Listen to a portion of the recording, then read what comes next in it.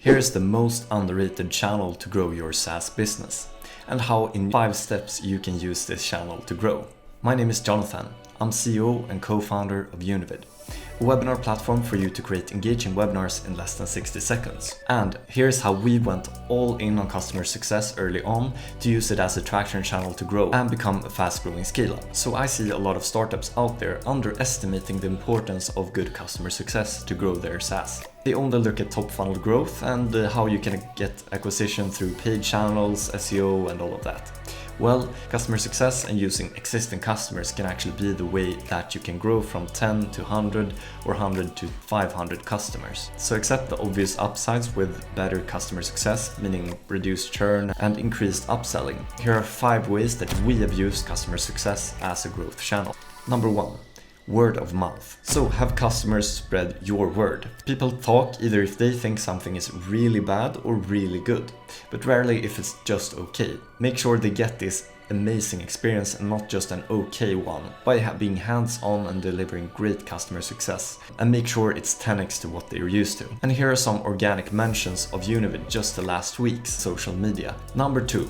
Wizard of Oz. So there is a huge power in actually building features only when you need them and when you know they're valuable. Or you can do some of it manually behind the scenes. This is win-win for both the customers and you as a company, as you can make sure that the customer gets what they need, even if it's custom requests, and you can optimize as you see the need. And this technique is commonly referred to as Wizard of Oz and has helped us at Univid a lot in scaling without developing a really broad platform. Number 3.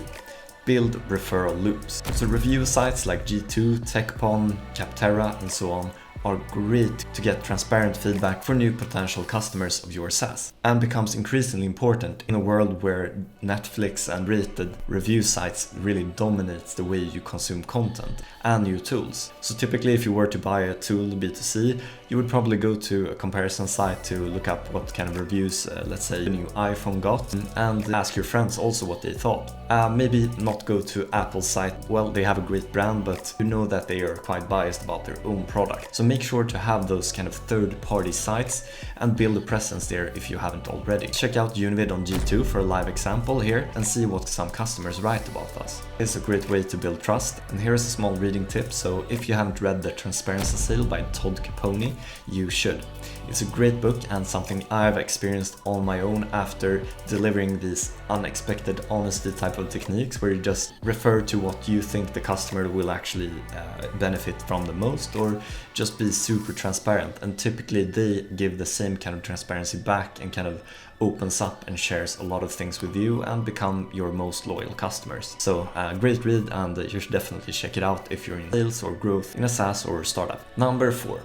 Build customer cases. You saying that you have the best product honestly doesn't mean much. If the top influencers and thought leaders say that they love your tool, well, that will mean a lot for new prospects. Trust is everything in B2B sales and marketing, as making the right purchase can mean that you advance in your career for a stakeholder, but buying the wrong thing can end up in you losing your job. B2B SaaS means big buying decisions, and trust is therefore super key. Despite you having the weaker brand initially, having customer stories on your website can make you suddenly appear like the obvious alternative when people in the industry are actually recommending and loving your tool. 2 tips here to make a good customer story section. Number 1 is to include the role and picture of the person giving the quote. That will really help people identify with them and make it more personal to hit home with your ICP. Tip 2. Make people look good. So being featured on a Windows 95 looking website will probably not be something your customers will be super excited about. Instead, being featured together with top influencers in the industry or other great thought leaders and